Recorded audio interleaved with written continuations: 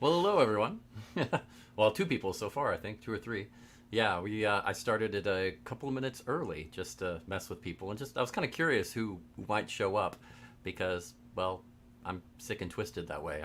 I always wonder things and figure, well, let's try it out and see. So hello, hello, hey Damaris, great to see you, and over on YouTube, hey Janine, awesome. Um, yeah, it is going a little early. And hey, Jan, great to see you too. Woohoo! Oh, yes, I am running crazy getting ready for Gen Con because this coming up weekend I will be in Indianapolis and enjoying hanging out with somewhere around 50,000 plus people to um, who enjoy games. So should be an interesting time and never boring, never boring. But the logistics of getting everything up there for the different shows that I have is a bit crazy. You know, the 16-hour drive and everything. So it's a bit crazy. It's going to be a short show tonight.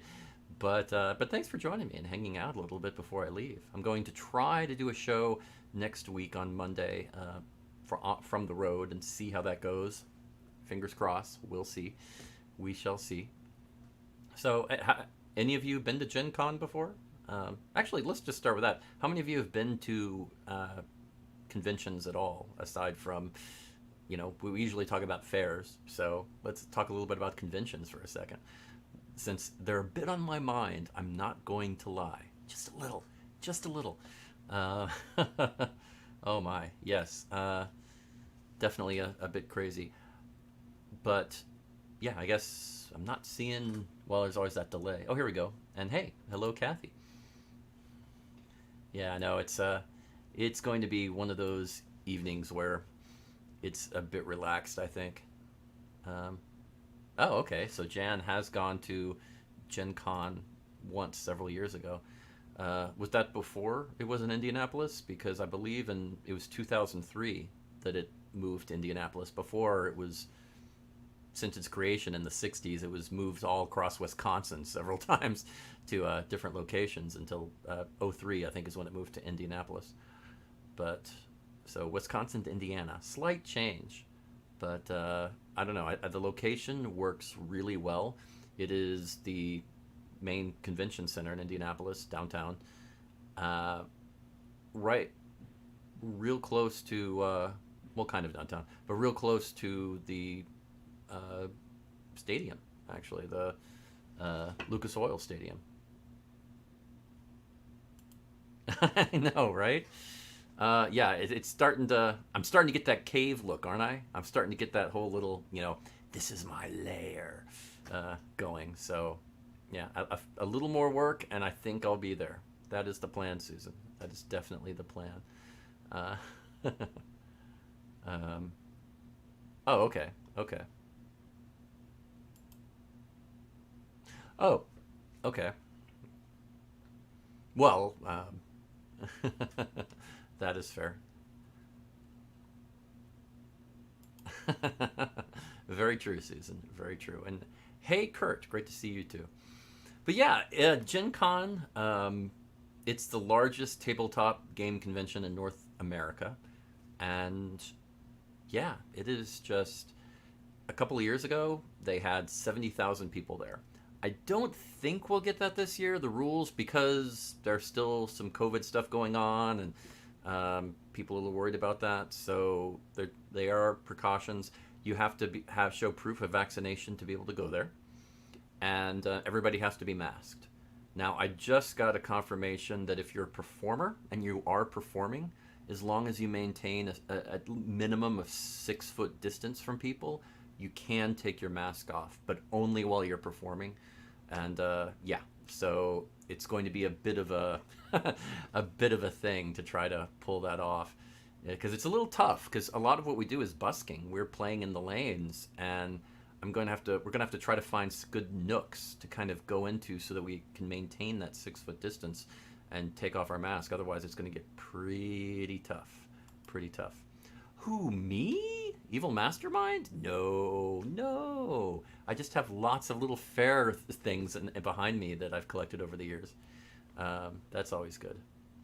Right? That would be, yeah, yeah. You need like those body shields and Dune. That kind of thing would be great. Keeps yeah, keeps weapons and disease away from you. That would be interesting. Never boring. I don't know. I don't know. I don't think we're quite there yet. I think we've got a little more time till we get to the personal force fields. No matter what Elon Musk says. I'm just saying. Just throwing that out. Oh, you're getting some stuttering? It's not on my end. Uh, yeah, so Greg is getting some vid stuttering on Facebook. Yeah, I don't see any skipped frames due to encoding lag on OBS, so it looks like it's going out. Is anybody else having any issues? Or is it a Greg thing?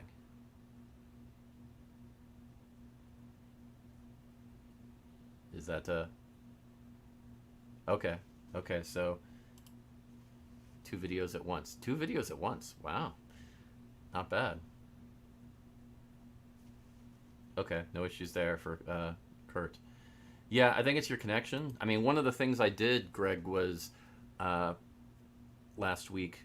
I did talk about it a little bit. I changed the whole Facebook setup where and I'm encoding with software as opposed to hardware now, and it gets better quality at a lower bit rate. So it actually should be easier to get for most people. So you must be having a pretty bad connection problem at this point. Okay. I know you do, Susan. Okay. Yeah. Damaris, okay. You sometimes do have a bad connection. Is it better than it has been sometimes for you?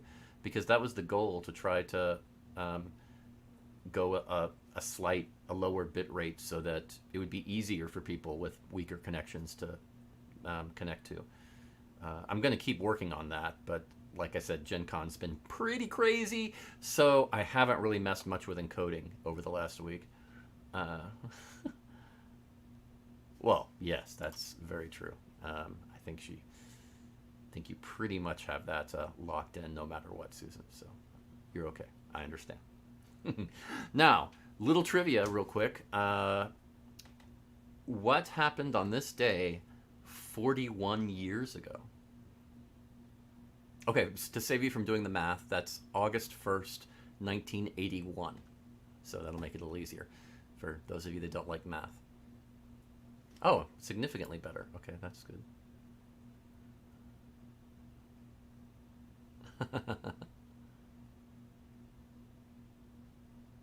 Oh well, then yeah, I'm glad. I'm glad I threw it.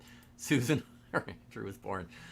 Close, really close. That's not far off. Although no, I'm not. I wasn't born in August, so no, no. I'm a Taurus, for those wondering. So yeah, good guess though. Good guess. So August 1st, 1981. No, no, not a birthday show. Okay, no guesses. Well, I'll give you a hint. Just a little bit of a hint here.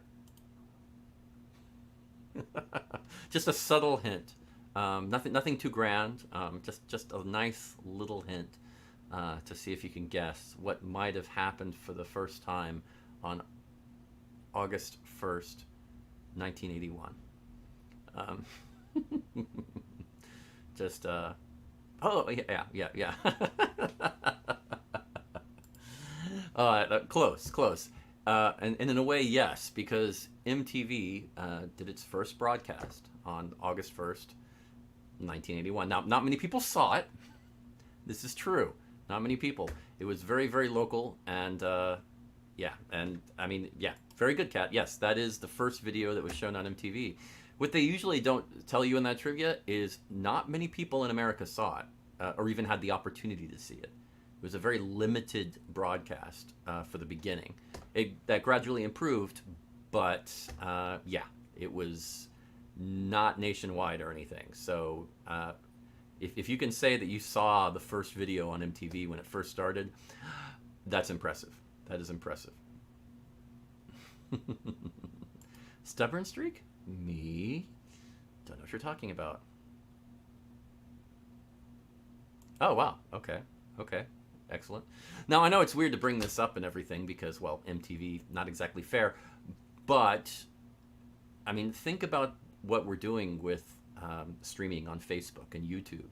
And imagine if MTV had not happened. Do you think it would be about the same?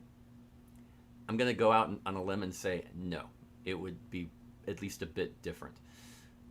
The influence that MTV had in converting music into a visual medium is crazy. I mean, to put it in perspective, I mean, Dick Clark with American Bandstand made a small leap towards putting music on video, but MTV made a giant leap. See what I did there? Small leap, giant leap, moon landing. Well, never mind. I throw that out sometimes. Yes, yes, yes. Yeah, that alternate future. And yeah, where Max Headroom. Oh, yeah, actually, without MTV, don't think there would have been a Max Headroom. That's very true. I mean, it was ridiculously influential in the 80s and in the 90s. I mean, they came up with reality television. Doesn't really bode well for them, but they came up with the concept of reality television. And this was back when reality television was somewhat based on reality, as opposed to now. But, a little bit of trivia. And the history of MTV is quite fascinating, too. If you're interested at all, I recommend a book called I Want My MTV, The Uncensored Story of the Music Video Revolution by Rob Tannenbaum and Craig Marks. You can get it on Amazon or lots of other places. Also, they have a good audiobook version if you prefer those for those long drives like I'm about to take. Maybe I should give that a listen again. But no, it is a good, it's definitely a good read and something to check out because how it all came about and a lot of the silly stuff that went on over the years with it is fascinating and kind of cool. So if you're interested in more of that, do check out that book. I highly recommend it. Yes, very true, Liz. Experimental TV is a good way to put it. Yes, April. I want my MTV. And those, instead of DJs, they were like disc jockeys. They were VJs back in the day. Ah, those classic days. Oh well. So, I was trying to think about what the least likely picture, what's the last picture you would expect me to put up? And that kind of helped dictate what I was going to show next.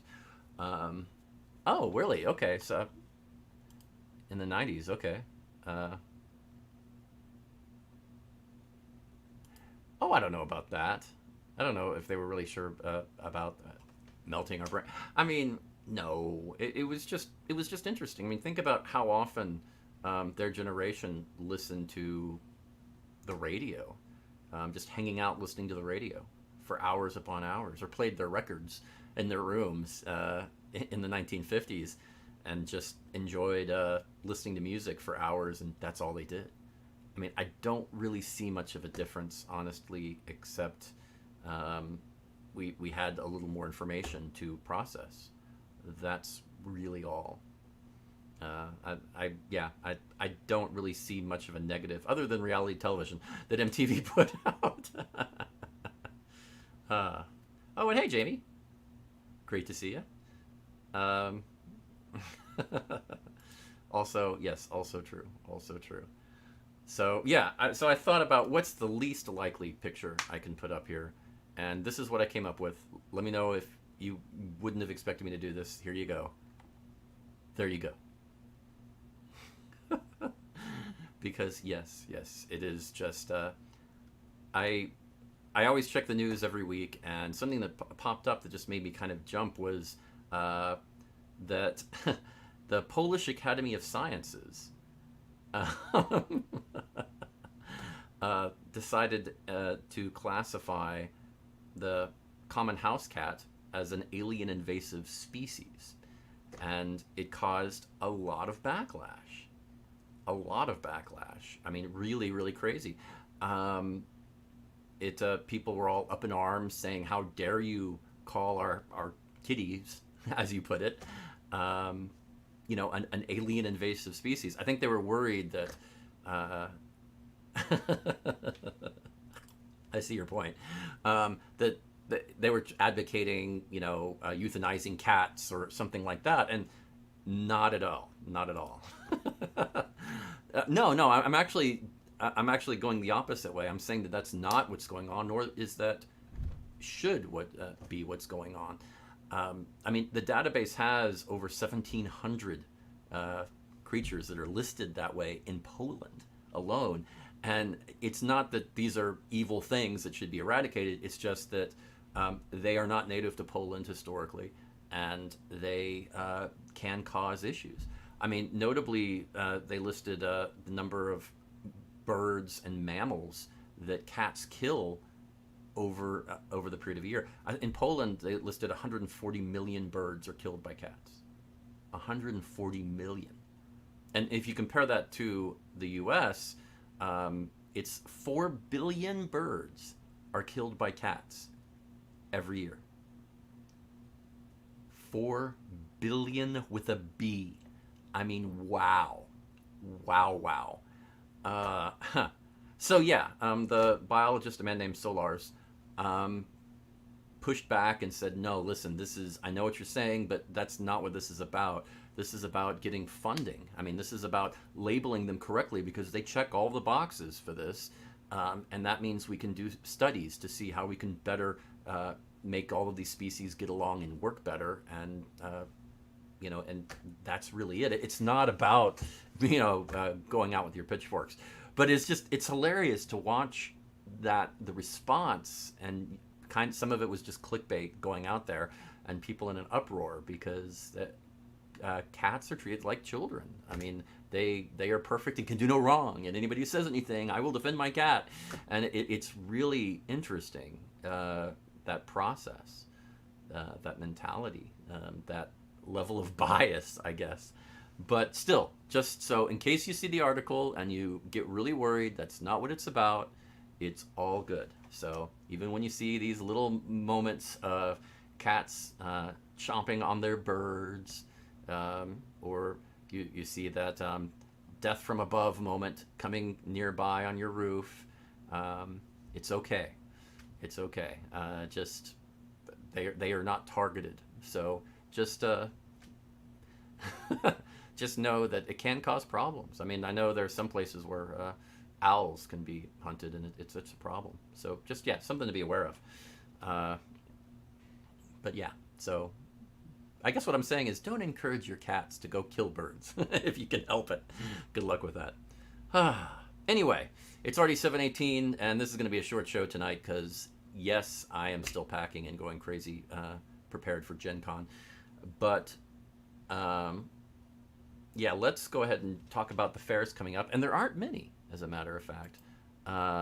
It's a very, very small, not very busy weekend. You've got a few fairs that are finishing up or on the tail end of finishing up from the summer session, and a few fairs that are kind of just doing a one weekend off. The late summer fairs most of those are going to be starting in a few weeks. So yeah, we're kind of in a bit of a break period. Kind of interesting. So let's jump right in and take a look. Ooh. Okay. Now to keep going with our cat motif for the for the show. Here we go. Here's the laser pointer. Yay! Okay. So if the cats are inside, Diana, just go ahead and let them enjoy the laser pointer on the screen. Yay! Okay. Starting out, we have the Massachusetts Renaissance Fair. One weekend only. This is in Cummington, Massachusetts, right over here. So a nice one weekend fair. And then over in New York, we still have 2 more weekends of Sterling Renaissance Festival in Sterling, New York. So that is on the tail end.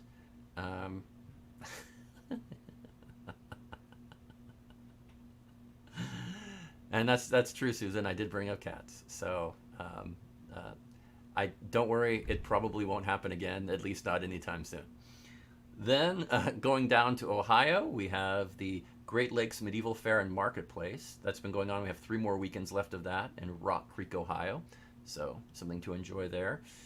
Then over in Wisconsin, over in Kenosha, Bristol is still going on, and that still has 5 more weekends. So that's a nice middle of the summer fair, one of the few that is going on. So that's certainly one of the main ones. Something to check out if you're up in the north. And then down in Illinois, we have the World of Fairies Festival in South Elgin, Illinois. That's 1 weekend only. So, yeah, just 1 weekend, but a good fairy festival. Something to check out.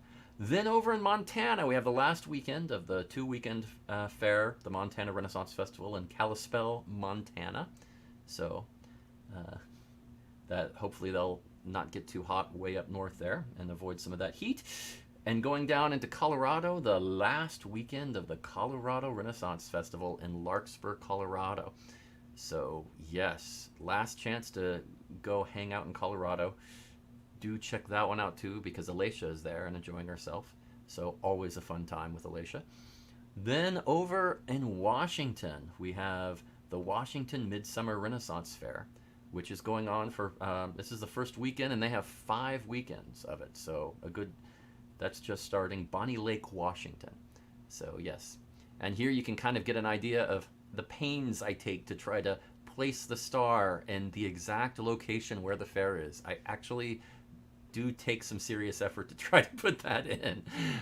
Yes, that is, I try to do my best so that for those that are nearby, they can get a very detailed idea of where it is. So something to enjoy. All right. So not many fairs going on. Kind of a surprise. Kind of definitely a surprise here. But those are the breaks, I guess. Yeah, those are the breaks. But like I said, you get those weekends in the summer. They're kind of these weird sort of nodes where some of the larger summer fairs end and before the other ones begin, and there's not much going on. Summer is usually a very slow time for fair. It's busier than it used to be. I mean, I think about 20 years ago, and yeah, there was nothing going on this summer. Very, very few fairs, a couple maybe at any given time. Not much. It's a lot more crowded than it used to be with fairs. It's really surprising and very cool at the same time. A lot of fun to be had. So always nice. Well, I'm gonna let you go here. This is going to be one of the shortest shows I've ever done, I think. Yeah, I think this is about the shortest show I've ever done. Wow, crazy. So unless there's something else you want to talk about, we can always go back to cats if you prefer. I can just go back to see more cats and enjoy the cats eating birds. And, you want the cute one. You want the cute little kitten, right? So we'll leave you with that to enjoy. But yes, I'll be going through a quick little. And so you just had a con. Okay. Well, yeah, I mean, Gen Con is kind of crazy. Yeah. Yeah, Gen Con, because of the restrictions, I'm not actually sure how many people are going to show up. I mean, a few years ago, right before COVID, it was like 70,000 people. So, I don't know. I'm going to guess somewhere around 45, maybe, something like that. 45,000. I think that will be, yes. Yeah. Probably, because I don't know how much the vaccine restriction is going to bother people who came. I don't think that's going to make much of a difference. But yeah. Oh, wow. Still 7,000 is actually really good for a con. That's not a small con. Small con is usually, 2,000 or less kind of thing, 2,500 or under. So that's a good sized convention. 7,000. Yeah, that's very respectable. Very nice. Allergic to cats. Nice. I've never been allergic to cats. Their scratches, yes, but not to cats in particular. the biting too sometimes. And top 7 cats. Well, I don't know.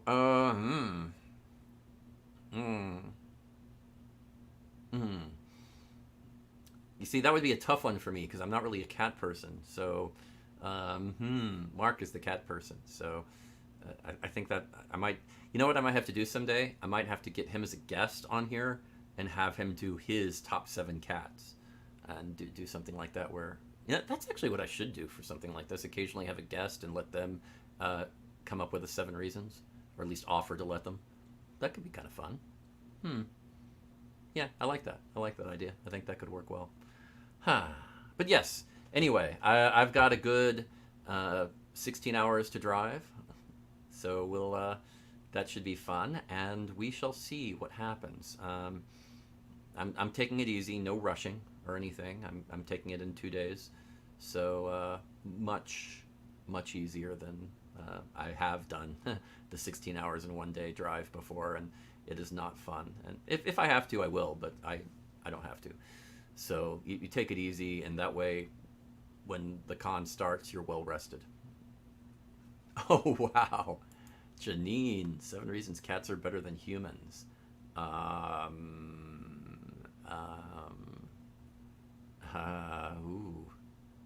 Ooh. See, now that I might be able to do. I might be able to do like the 7 best movie cats of all time, because that I am well versed in. I am definitely. So I'll leave you to come up with your own lists and enjoy. But yes, I will do my best to be available next week on the road to recap Gen Con and hopefully show some cool pictures, maybe some video. I'm gonna try, and get some cool stuff going to show off a little bit, because I'm really curious what it's going to be like. You never know with the whole masking and vaccine restrictions and everything. It will be interesting. So here's hoping. But if I can, I will be on next Monday. If I can't, I will post on Facebook and let everyone know. But yes, hopefully shouldn't be a problem. So take care, everyone. Have a great week. Stay safe, and don't worry, I drive very carefully. And I hopefully will see you next week. Take care.